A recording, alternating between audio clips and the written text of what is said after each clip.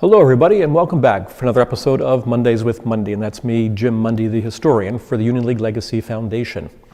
We're going to have episode number 2 in a series of videos called Jim's Picks, where I pick paintings and sculpture in the future in the League's art collection and we talk about them. So today, because I'm an historian, I'm going to talk about a history painting.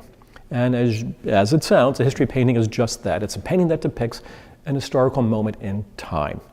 And in the League's collection is one of the great ones produced in Philadelphia in the 19th century. Right over here.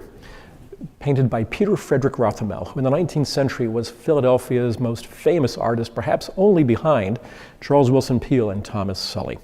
But let's talk about Rothermel after all. So Rothermel was born in Nescopec, Luzerne County in upstate Pennsylvania in 1812. His family were farmers and innkeepers, and he grew up as a land surveyor. But at the age of 20, in 1822, he came to Philadelphia and became a sign painter.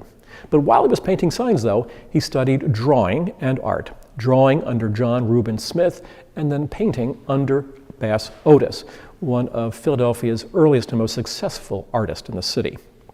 So in 1824, at this point, he's going to begin his career as an artist, and primarily portraiture in the beginning. But by 1842, he would paint his first really good and recognizable history painting, Columbus Before the Queen, and that would be Isabella in Spain, right before he goes on his great voyage of 1492. 2 years later, he would paint his second, but most memorable for that time period, history painting called De Soto Discovering the Mississippi. So now his career and his reputation are set. He would no longer be a portraitist, but would become a history painter. In recognition of that, in 1847, he was made a director at the Pennsylvania Academy of the Fine Arts. Quite an honor for a relatively young artist and man at that point in time. And he would stay a director until 1855. But then in 1856, Rothermel, probably with that wanderlust in him, would go on his own version of the grand tour of European art capitals, in this case, major capitals, London, Paris, specifically Rome. He would spend 2 years in Rome after visiting Genoa and Florence as well. He would come back to Philadelphia in 1859, early 1860. And in 1860, again, in recognition of his reputation, but his skill as an artist, the Pennsylvania Academy named him an academician, the highest honor it could for a teacher within the Academy itself. So it's 1861. What happens on April the 12th? The Civil War begins. Rothermel is pro-union. He is an abolitionist. And to show that, and to show that he was not going to go quietly as the country tore itself apart, he painted this painting to my right, the first reading of the Declaration of Independence. All right? What's the message? The country in the Civil War is now being torn apart over secessionism and slavery. So he wanted to portray the moment in time at which the country came together, right? The reading of the Declaration of Independence itself, July the 4th of 1776, the most famous and important date in American history, all right?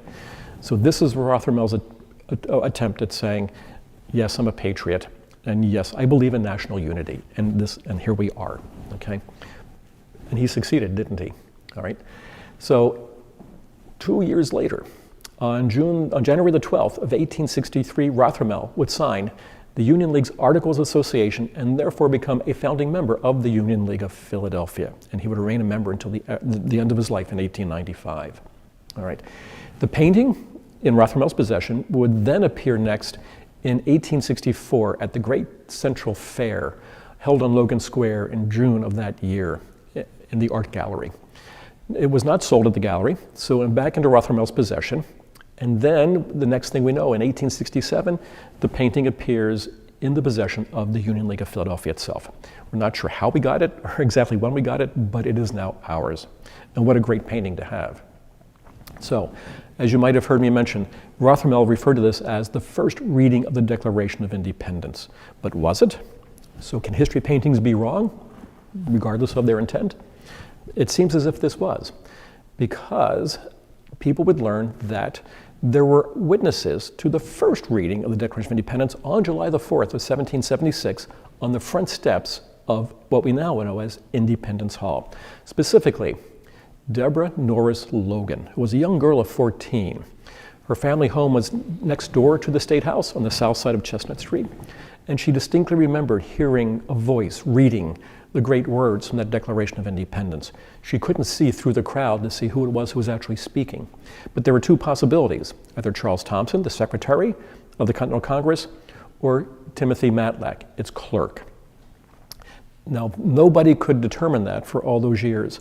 But then in 1887, another witness to that event turns up. His name was Anthony Morris, and he wrote an article in Demarest's monthly magazine stating that he specifically saw and heard Timothy Matlack give the first reading of the Declaration of Independence on the front steps of Independence Hall on July the 4th of 1776. So therefore, this is not the first reading, is it? Instead, now this is actually the second reading, and we know for a fact that this is July the 8th of 1776, which it turns out was an election day in Philadelphia. And what was at stake? Positions or electors to the state constitutional convention, and you can imagine how important that must have been to be in the newest country in the world, with the Declaration of Independence, and now how is the state of Pennsylvania going to develop its constitution at the same time? So many people wanted to fit those few positions, and one of them was actually Colonel John Nixon. That is he. Colonel John Nixon was the son of, you guessed it, Richard Nixon, who was a shipping merchant, very successful shipping merchant in Philadelphia. He owned Nixon's Pier on the Delaware River. Young John was grew up in his father's business, successful businessman like his father, but was a patriot as well. He believed in the colonies and everything they stood for. He actually joined the 3rd Battalion of Associators during the war itself. And that 3rd Battalion had the nickname of the Silk Stockings because it was made up of men from the upper class of Philadelphia itself. Now, that's not to say they didn't fight. They did fight. Nixon himself was involved in the battles of Trenton and Princeton during the war, and he earned his lieutenant colonelship in that battalion. But he wants to be elected on behalf of the Committee of Safety as a candidate to the state's constitutional convention. So what better place to get some free publicity than to read the Declaration of Independence on this platform in the yard, the backyard as it was called, of Independence Hall. So let's look at the painting. Left-hand side, you can see the south side of Independence Hall itself with the tower that led to the bell tower itself. And this platform, as it was called, to the best of my research, was actually built by the American Philosophical Society to observe the transit of Venus as it moved through the sky in the summer of 1776. But what better place to have a reading for the Declaration of Independence? Now, and as you can tell by the audience here, now this is not the same crowd who listened to the reading on July the 4th. Deborah Logan described that as citizens of the lower order who were not of the most sober or reflective mood that day. These are citizens, though, who are going to vote for those electors to the state constitutional convention, and so these represent the Silk Stocking, people of Philadelphia itself. Now, the most recognizable figure, because I'm sure nobody even knew that was John Nixon, right, is himself, Mr. Philadelphia, the most ubiquitous Philadelphian during the Revolutionary War period, but Benjamin Franklin here in the lower left-hand corner. So, and quite a crowd it is. Some look interested and some particularly don't. But nonetheless, this is one of Rothermel's great history paintings, and we're very lucky to have it here in our collection. So the next time you come down to the Lig, take a look for it. Until June, it will be in the Ballot Box exhibit in the Hewer Room in the Heritage Center, and then after that, the painting will likely move across the hall to the Sander Room, where it was before it was placed in the exhibit itself. It's one of the great history paintings in the city, certainly in the Lig, and it's painted by a Union League member, Peter Frederick Rothermel. So come on down and take a look. Well, that wraps up our episode today. I hope you've enjoyed it. I hope you can come down and enjoy the painting. And on behalf of the Union League Legacy Foundation, thank you very much for participating in the series and listening to me, which can't be the easiest thing to do. So thank you one and all. We appreciate your support, and goodbye.